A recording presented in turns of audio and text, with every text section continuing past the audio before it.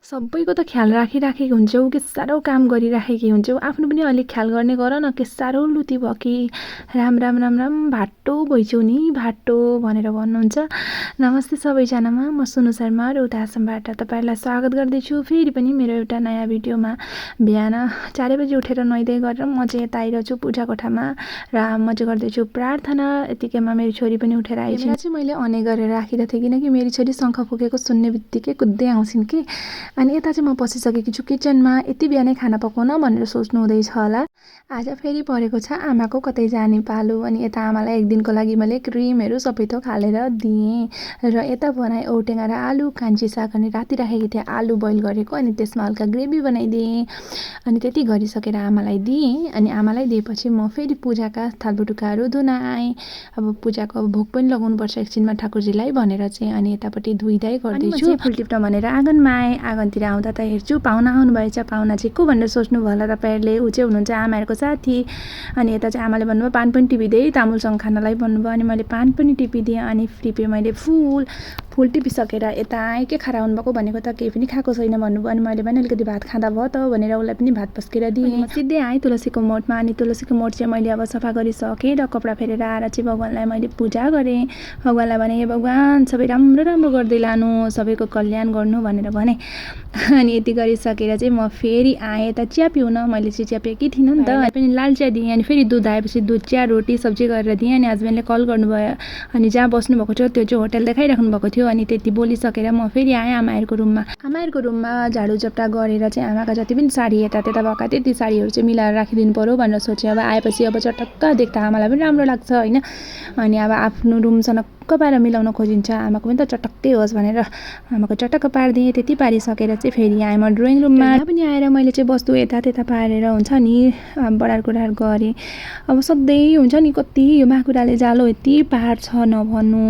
अनि सधैँ मैले तानिनँ भने मलाई सन्तोकै हुँदैन। मैले माथि झाडु गरेर गएर रुममा सुती छु आराम गरिछु भने मेरो दिमागमा त्यही माकुराको जालो घुरेर हुँदैन। कुनै एउटा काम मैले आहा होस् न त है भनेर गएर ओछ्यानमा लडेँ भने आहा गर्नु पर्थ्यो त मैले किन छोडेँ, गरेकी भए हुन्थ्यो हे, अलिकति गर्दा के नै हुन्थ्यो, के नै थकाइ लाग्थ्यो होला र मलाई गरेकी भए हुन्थ्यो भनेर दिमागमा त्यही मात्रै घुरै गर्छ। अनि त्यति गरिसकेर फेरि मैले झाडु गरेँ आँगन झाडु गर्दा हेर्नु मलाई कस्तो रोबोटले गरे जस्तो देखिँदैछ होला, तर म रोबोट होइन। मैले चाहिँ स्पिड गरेकी छु भिडियोलाई, तर काम चाहिँ रोबोटको जस्तै गर्नुपर्ने हुन्छ बेला बेला चाहिँ। अनि फेरि आएँ सबै रुम मैले चाहिँ पोछा लगाएँ। आज चाहिँ मैले पोछा लगाउँदाखेरि निमक हालेर पोछा लगाउँदैछु किनकि यो रुममा कमिलाको यस्तो ताण्डव मचिएको छ नभन्नु।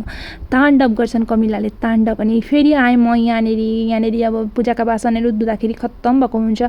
अनि फेरि गएर मैले चाहिँ टिभी रुमहरूतिर सबै मैले पुस्न थालेँ। पुसेन भने सनक्क पारेन भने हुन्छ नि मलाई अशान्ति हुन्छ।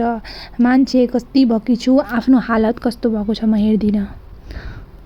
मैले घर कस्तो राखेकी छु, म कस्तो के गर्दैछु त्यही मात्रै दिमागमा घुर्छ। फेरि पागरमा आउँछु त यहाँ त पानी उल्लाउ आएछ। अनि हुन्छ नि अनि फेरि तँ पनि सबै पानी फ्याँकेँ। त्यति गरेर फेरि आएँ धन्दा भिजाएर राखेकी थिएँ।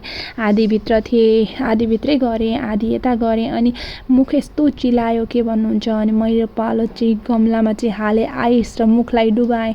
आँखाहरू एकदम चिलाउन थालेका थिए। अनि आइसमा चाहिँ यसरी मुख चोप्पल्दै निकाल्दै गरेँ। अनि गएँ म सिधै नुहाएर फेरि मसिनमा हालेका कपडा फेरि पखाल पुखुल पारेँ।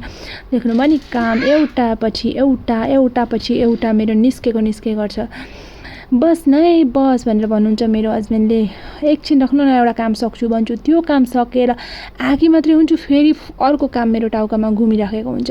अनि आएर पानी पिएँ र एकछिन बसेकी थिएँ। दिउँसोको खाने बेला भुइँते हालो दिउँसो झमेलो गर्दिनँ भनेर आलु फ्राई र दाल बनाएँ, भात बनाएँ, खत्तम।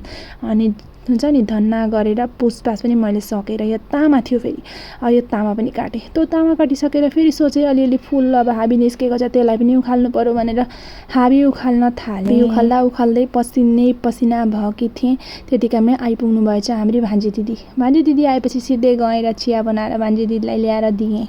यता चाहिँ हुनुहुन्छ पिताकी भान्जी आउनुभएको छ। भान्जी आउनुभएको कस्तो लाग्दैछ? अनि भान्जी पनि बस्दै नआउनु भएको अरे कहिले कता आउनु नि मावला दिदी बस्दै।